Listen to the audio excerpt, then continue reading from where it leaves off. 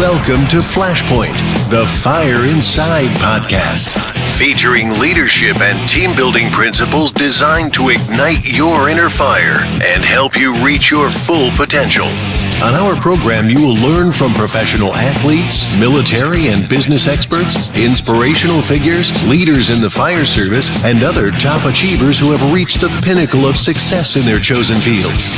And now your host, international speaker and best-selling author, Frank Viscuso. I know that you are like pretty much all of us that watch movies like We Were Soldiers. You're probably a fan of General Hal Moore and his leadership style and what he's done. And you actually have something in common with him, correct? Yeah, that's right, Frank. So those who have read the book "We Were Soldiers Once and Young" or have seen the movie, "We Were Soldiers." The book starts off with Hal Moore, where the movie starts off with Hal Moore moving his family to Fort Benning, Georgia, and the battalion that he actually takes command of is the 2nd Battalion, 23rd Infantry, out of the 2nd Infantry Division, and that was designated as an experimental unit for our Army, and they were experimenting with the air mobile tactics or air cavalry using helicopters to move their infantrymen from one place to a point of advantage over the enemy. So the cool thing is when Hal Moore first took over, he did take over the 2nd Battalion, 23rd Infantry, and that's the same battalion that I commanded, in Fort Lewis, Washington, and also in Regional Command South in Kandahar Province, Afghanistan, and a lot of his house, his movie house, and all that is at Fort Benning, Georgia, too. So that's kind of my common piece with Hal Moore. Of course, later on in the movie, the unit was redesignated to 1st Squadron, 7th Cavalry, and so that was the extent of our commonality. That's fantastic. I love his 4 principles for leaders' conduct in battle. I just want to say them real quick, and maybe we could elaborate a little on that as well. But number 1 is 3 strikes and you're not out. Number 2, there's always one more thing you could do to influence any situation in your favor. And after that, one more thing. And after that, one more thing. Number 3 was when there's nothing wrong except there's nothing wrong. And number 4 was trust your instincts. And, our instincts are a product of our experiences, our reading, our education, our training. Can you talk a little bit about that, about how you guys develop instincts? Sure. Hal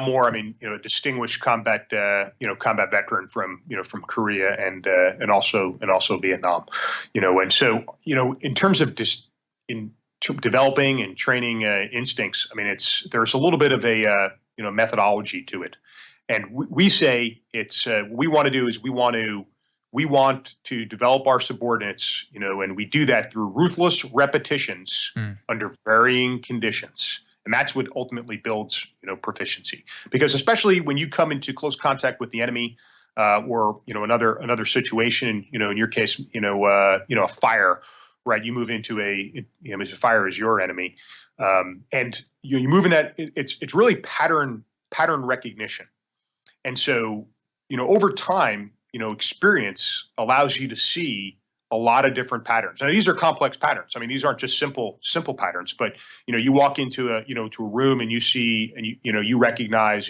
smoke or a spark or a fire, something like that. Likewise, we walk into a certain area and we recognize, maybe where the enemy's machine gun is or his rifle is, but overall you begin to recognize patterns. Right. And these patterns then, it's just in varying conditions, and we say in varying conditions of terrain. And so you want to be able to do this in a wooded area. You want to be able to do it at night. You want to be able to do it in a wide open area. You want to be able to do it in an urban area. You want to be able to do it in the summer, and you want to be able to do it in the winter, with high visibility, low visibility, in the fog. And so it's exposing your soldiers to all these different conditions, and constantly kind of, repeating those repetitions, action. And then what it does is when the time comes that you have to perform, when you move into a certain area, you'll recognize that, hey, wait a second, I recognize this pattern. And that'll give you a starting point, because again, we want leaders to fight the enemy, not the plan. But when you walk in, you recognize a pattern that allows you to move forward, develop that situation, and then continue to modify that as needed in order to accomplish a specific objective that you do. And then of course the other thing too is with that we may talk about it later, is our after action review process, where we kind of dissect what happened, and then we look for a way to get better. We could actually talk about that now. I mean, we do in the fire service, we do after action reviews or post incident analysis, and it really is designed right from the model that the Army has created. I think a lot of the things that we do in the fire service, come from things that were established in the Army. But what we do in our form of an after action review is we start with what did your team do, and then we go to what worked well.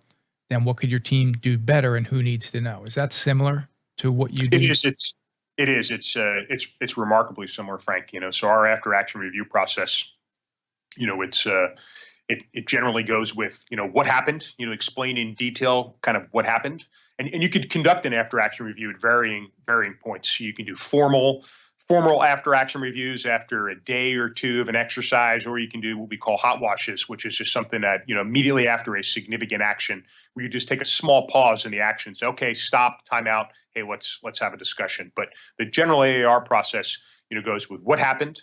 And, you want to facilitate them explaining to you, what you were supposed to do, what you did, and then kind of, what was the, what ended up, falling out of it. And then you talk about sustains, what you did well in the planning, preparation, and the execution phase of the operation. And then you moved into the improves. What could we do better? Now, and it's great to do that, but then the next thing comes in, if you don't actually pin that rose on someone to fix, it's, you're just admiring the problem. So the last thing we follow up with is, who and how are we going to fix that problem, and when? Right. You've got to assign responsibility. But then also goes for the, on the flip side, we often focus on what went wrong, right? And then, going back, and we want to fix it. But then it goes back to, what Hal Moore talked about. Hey, if nothing's wrong, except it's wrong. Right. Sometimes you have to look at, so if something good happened, how do we sustain that? I mean, what actions do we need to take in place? What training did we do that drove that positive outcome?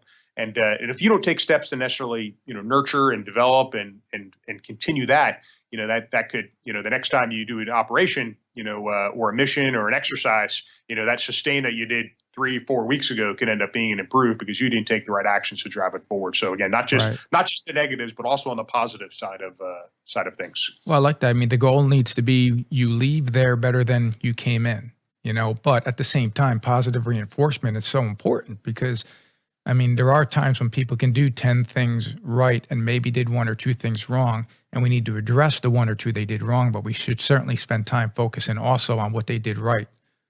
You agree with that? I do. I think that's exactly right.